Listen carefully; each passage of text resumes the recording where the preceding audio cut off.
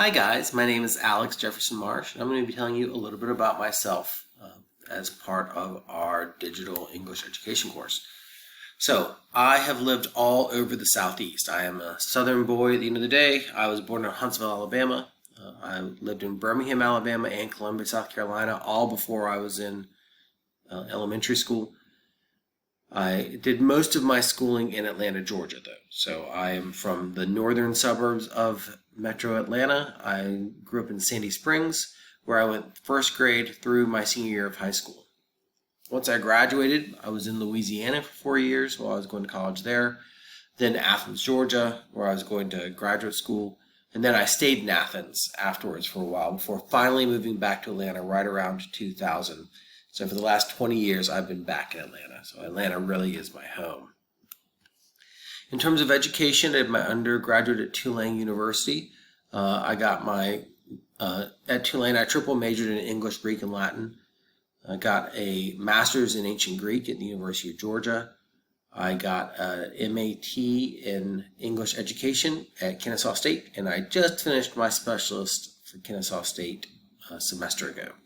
I am now in the EDD program for English education at Kennesaw. So that's kind of where I am educationally. Professionally, when I was at the University of Georgia and at Tulane, I was a college cheerleader. And so I spent a decade after I got my master's in Greek just teaching cheerleading. So I was a choreographer. I was a cheerleading instructor. I ran a gym in Snellville, Georgia called USA Cheers. And so for 10 years, that's what I did. But eventually, my age started catching up with me. Things hurt a little bit more, and the idea of holding someone over my head for a living became a little less attractive. And I said I needed a job where I didn't necessarily need to have as much physical, laborious effort on a day-to-day basis. So I became a teacher. The effort is still there. It's just not as physical. I taught at Wheeler High School first. I taught there for 5 years, where I taught English and Latin, about half and half. And for the last 10 years, I've been at Milton High School, where I have taught 1 or 2 English classes, but I mostly teach Latin. I'm certified for English, Greek, and Latin, so I kind of do what the CAP tells me I'm supposed to do.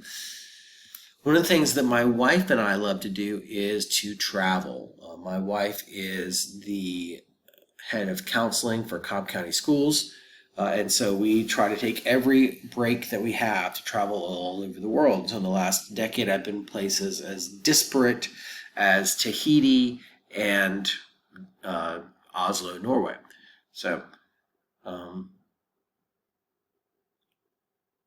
one of the great things is that the last couple of breaks, we've had some really fantastic travels. So we got to go to Cuba. That was really eye-opening for me. We went to Russia over the summer last year. We went to Sydney, Australia, the Christmas break before that, and New Zealand. But most recently, this most recent Christmas, we went to Egypt and Amsterdam, and those were just fantastic experiences. We spent a week in Egypt going through the pyramids and the museums in Cairo. It was really a fantastic experience and a great opportunity to see the ancient world in a way that was different than what I'd seen before.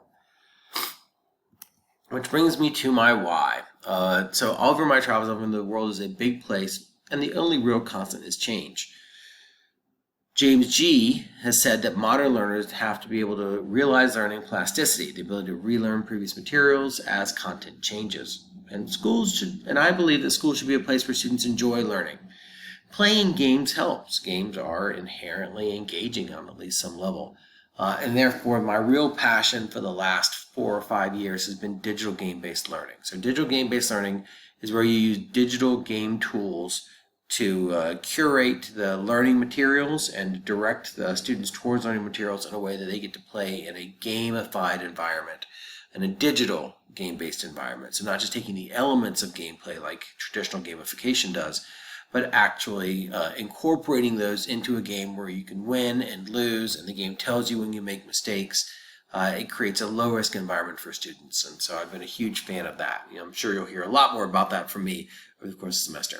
I can't wait to see what you guys all have. Talk to you soon.